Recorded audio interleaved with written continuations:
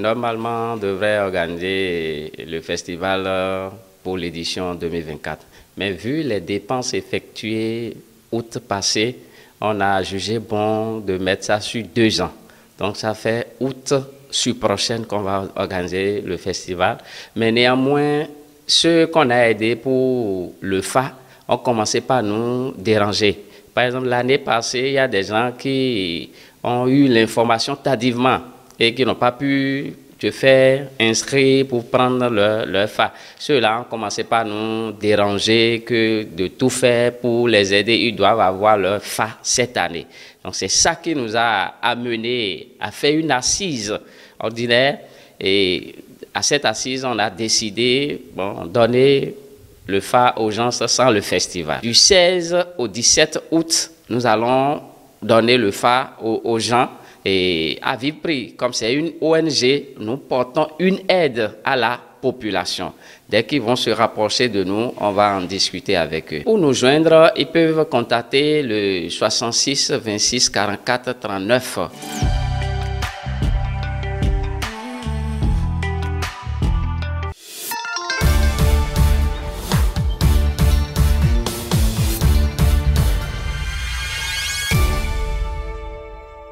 Nous sommes le lundi 10 juin 2024. Mesdames, Messieurs, c'est l'heure de JT sur Royal TV Bénin. Voici les titres.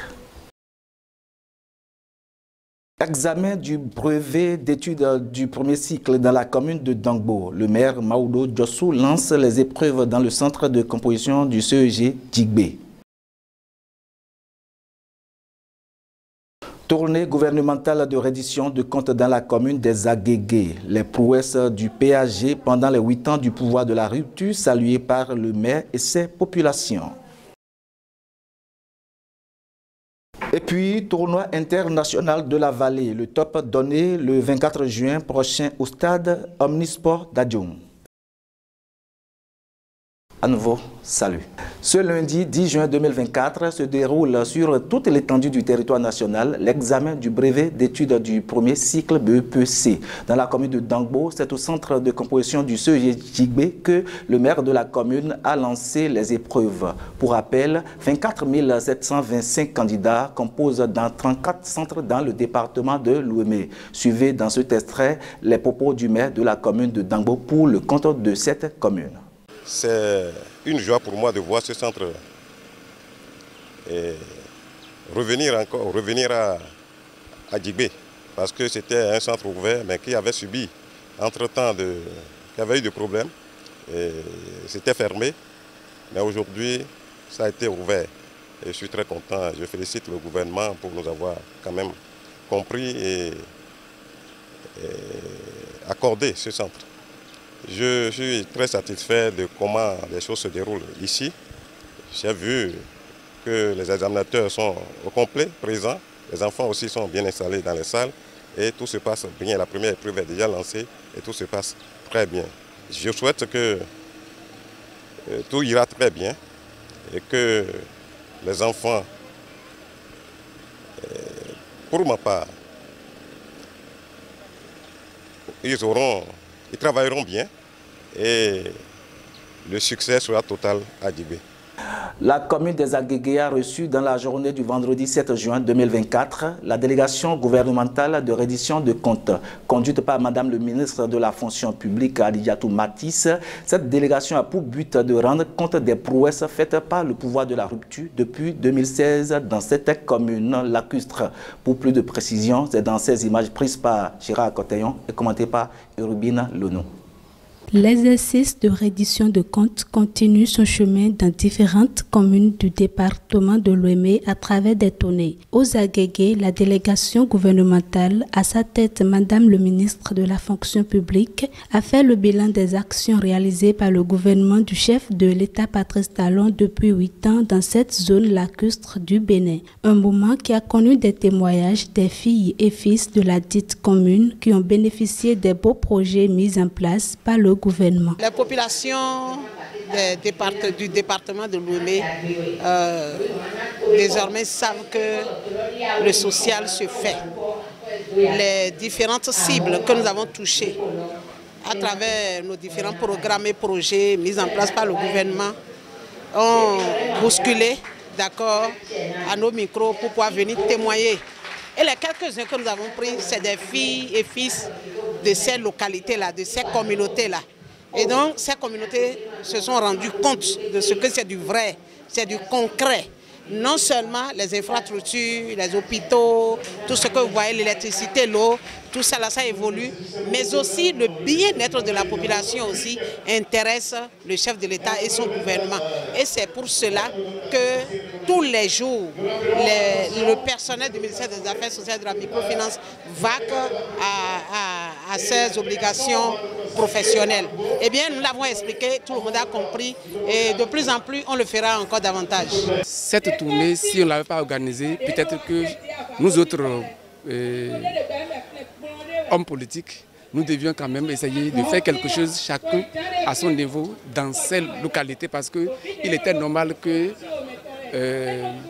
au regard de l'intoxication, au regard de la désinformation, que l'on puisse quand même restituer à la population concernée, à la population bénéficiaire des bonnes actions du chef de l'État. Il était normal que cela se sache, que cela se fasse. Occasion pour le maire des Agégués de remercier le chef de l'État Patrice Talon et son gouvernement pour les différents projets et réalisations mis sur pied dans sa commune. Je voudrais remercier et par ici remercier le gouvernement du président Patrice Talon pour l'œil bienveillant en faveur des Agégués. Pendant 8 ans, Agégué a connu un développement que nous n'avons pas connu les années antérieures. C'est véritablement pour dire que le président de la République et son gouvernement ont eu un regard bienveillant en faveur des Agégués, surtout sur le plan infrastructure. Vous n'êtes pas sans savoir que la voie pour désenclaver désormais les Agégués est en train d'être réalité. Les travaux sont suffisamment avancés et ce n'est plus une histoire qu'on doit pouvoir compter. C'est dit désormais que la voie Vacon, en passant par Djigbe, Hosi, Avagboyi, pour être à l'ambassadeur des Agégués, est chose déjà réalisée. Nous pouvons déjà parler ainsi. Avec tout ce qui l'accompagne, je veux parler de l'électricité solaire qui suit. C'est également que la plantation d'arbres pour sauvegarder l'environnement est également chose qui accompagne cette infrastructure de grand renom aujourd'hui. L'autre chose également qui est encore plus importante, c'est la question d'exonération des filles au second cycle. Par le passé, c'était au premier cycle. Mais Agégué a été choisi et l'une des communes pilotes où la scolarisation est gratuite de la seconde jusqu'en terminale. Cette tournée d'exposition des prouesses du programme d'action du gouvernement dans la commune des Agégués a eu lieu ce vendredi 7 juin 2024, après celle effectuée le jeudi 6 juin 2024 dans la commune d'Adjoum. Dans le cadre de renforcer le niveau d'études des candidats à l'examen du baccalauréat session de juin 2024, le PDG de la CIPA Djessouillon, l'honorable Hyacinthe Agon, a organisé une séance des travaux dirigés au collège d'enseignement général 1 de Dangbo. Les élèves ont eu à bénéficier de nouvelles notions des enseignants qualifiés pour leur apprendre durant cette séance d'études TD Djessouillon édition 2024. Urbine Lonou et Sylvain Aniglé ont signé ce reportage. Requérir les compétences des candidats à l'examen du baccalauréat 2024. C'est le but que s'est fixé l'honorable Djessouillon Agon à travers l'organisation d'une séance d'études TD Djessouillon édition 2024. C'est le collège d'enseignement général 1 de Dangbo qui a servi de lieu pour ces travaux dirigés et faits à titre gratuit à tous ces élèves en classe de terminale qui ont désiré participer. Durant ces séances d'études, on aura à faire les sciences économiques et c'est pour dire l'économie parce que c'est la série B et ensuite la philosophie et enfin le français. Il y a différents professeurs qui nous donnent des connaissances qu'on ne connaissait pas. On rencontre des différentes épreuves et non seulement ça, ce qui est bon, et il nous a offert gratuitement les épreuves. Cette idée nous a apporté beaucoup de choses, puisqu'il y avait des choses qu'on n'avait pas eu la chance d'avoir en classe. Mais avec cette idée, nous avons trouver ces choses. Les matières dans lesquelles nous faisons les TD, nous avons le français, la philosophie et l'histoire, géographie. Les professeurs nous ont apporté d'autres stratégies pour pouvoir aborder des exercices en dehors de ce que nos professeurs nous savaient enseigner en classe. C'est pour la deuxième fois que je fais la TD de gestion. Ça m'a beaucoup aidé. Et encore, ça m'a beaucoup aidé à affronter toutes mes difficultés que j'ai subies l'année passée. D'après les enseignants sélectionnés pour distribuer les cours durant ces séances d'apprentissage, le niveau d'études de ces élèves reste considérable et qui mérite encore plus des apports de notions. Donc le niveau n'est pas mauvais, il y a déjà de bonnes ressources qui ont été installées, tant au plan méthodologique, au plan procédural, qu'au niveau des notions. Donc nous essayons d'affiner tout ce qui est fait pour que le succès soit au rendez-vous. Il y a eu des imperfections sur plusieurs plans qu'on a relevés et on a corrigé du point de vue méthodologique, du point de vue des connaissances acquises. La meilleure formation des élèves varie d'un enseignant à un autre. Et pour cela, le groupe d'études d'Essouillon se base sur des critères pour faire la sélection des enseignants. Distributeur de savoir, nous fait comprendre le coordonnateur du groupe. Il s'agit d'abord de professeurs certifiés et anciens, ayant du métier. TD d'Essouillon, ce n'est pas n'importe qui officie là-dedans. La plupart sont, comme je l'ai dit, des anciens, des professeurs certifiés qui gardent les classes terminales, qui sont des conseillers pédagogiques ou non, mais qui sont eux tous des correcteurs du baccalauréat. À l'endroit des candidats à l'examen du baccalauréat au Bénin, quelques conseils sont prodigués. Il faut laisser libre. Il faut se donner la possibilité de continuer à réfléchir pendant les jours de l'examen. Il ne faut pas se fatiguer au point de venir dormir sur les copies le jour de l'examen. Si les candidats se concentraient effectivement et suivaient toutes les séances en leur faveur organisées par Gon-Hyacinthe, ça peut effectivement relever leur niveau et avoir un impact considérable sur les résultats à l'issue de ces examens nationaux. Précisons que l'examen du baccalauréat session normale de juin 2024 est officiellement prévu pour le 17 juin, la semaine suivante celle de composition des épreuves de l'examen du brevet d'études du premier cycle BEPC, qu'est le lundi 10 juin prochain sur toute l'étendue du territoire béninois. Dans cette page sport, nous parlerons de l'organisation du tournoi international de la Vallée. Et pour en parler, je reçois pour inviter Michel Essekpayon. C'est juste après cette virgule.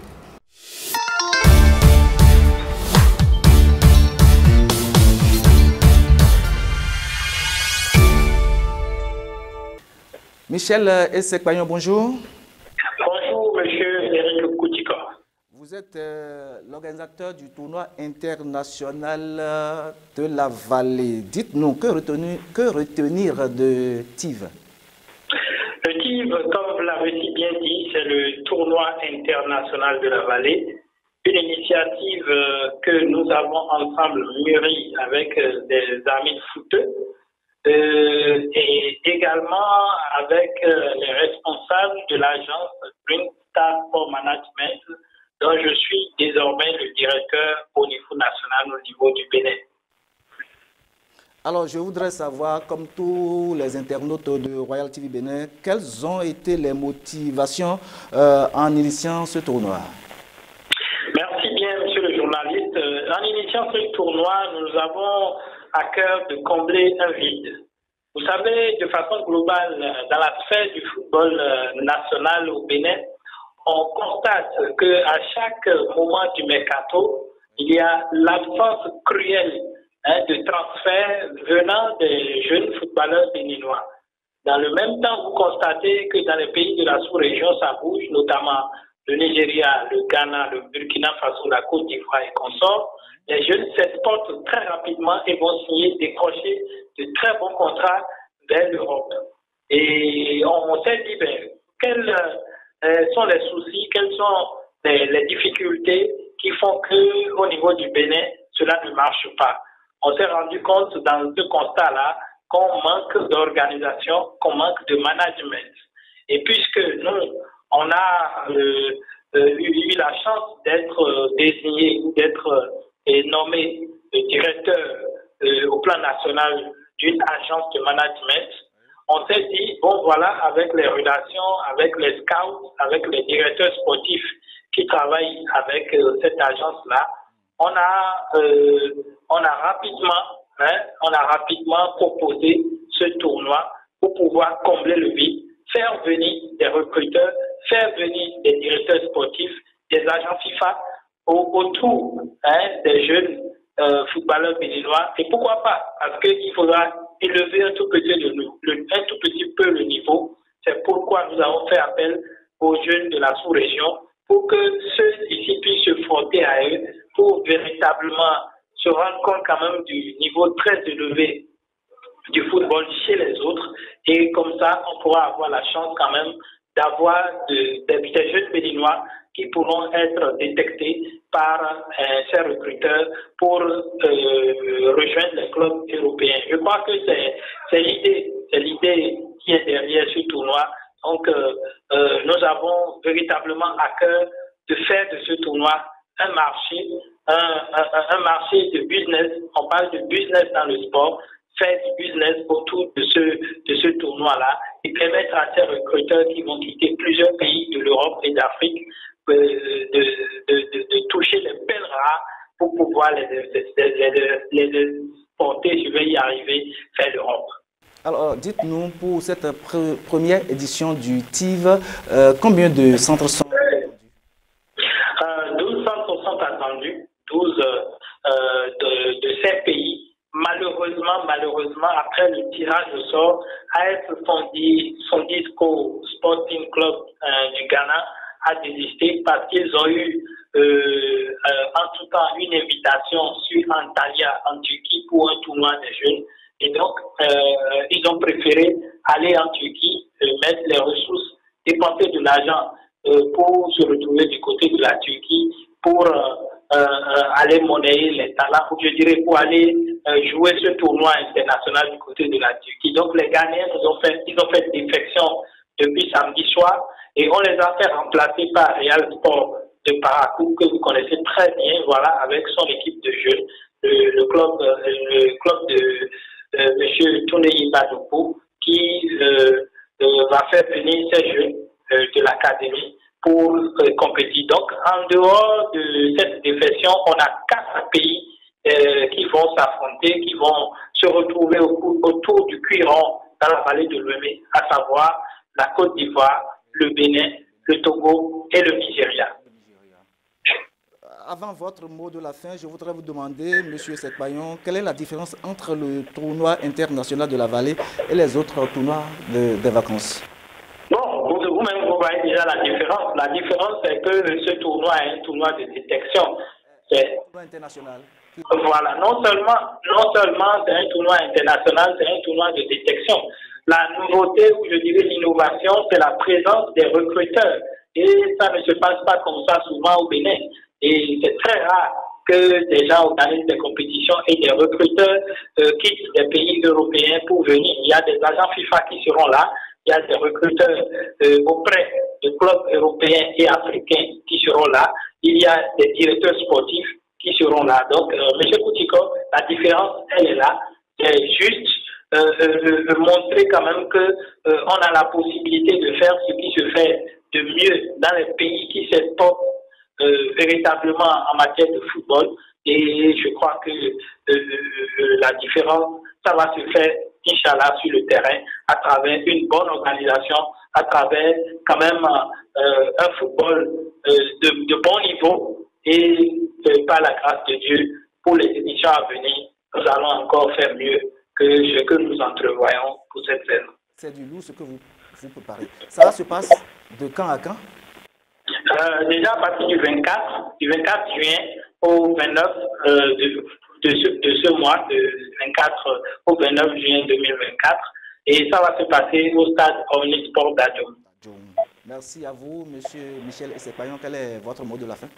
Bon, le mot de la fin, c'est d'inviter le public sportif, d'inviter les amis du circuleront les footeurs de la vallée et de tout le Bénin, parce que cette édition, c'est quand même, je dirais, un test grandeur nature pour le comité d'organisation que je dirige. Les membres du comité d'organisation sont déjà rompus à la tâche et mettre les bouchées doubles pour que ça puisse bien passer. Et je voudrais inviter le public, les autorités à divers niveaux, les partenaires à nous accompagner, puisque en nous accompagnant, c'est le Bénin qui gagne. C'est la jeunesse footballistique de notre pays qui va s'en sortir grandi, parce que les recruteurs, s'ils détectent de très bons footballeurs, je crois qu'il n'y a pas de raison pour que ces jeunes-là n'aillent vers l'Europe pour aller jouer. Et donc, ce serait une très grande fierté pour chacun de nous. Ça va être une très grande fierté pour le football béninois et pourquoi pas pour le football de la sous-région. Merci à vous, Michel Sekbayon. En dehors de votre titre dans cette organisation de la première édition du tournoi international de la Vallée, je rappelle que vous êtes un éminent journaliste du sport. Un journaliste sportif, je vous l'ai dit. Ah oui, écoutez, comme par le passé, j'ai été journaliste reporter sportif, ça, vous n'avez pas menti. Et je vous remercie de l'avoir appelé. Merci d'être notre invité dans ce journal. Merci infiniment. Merci.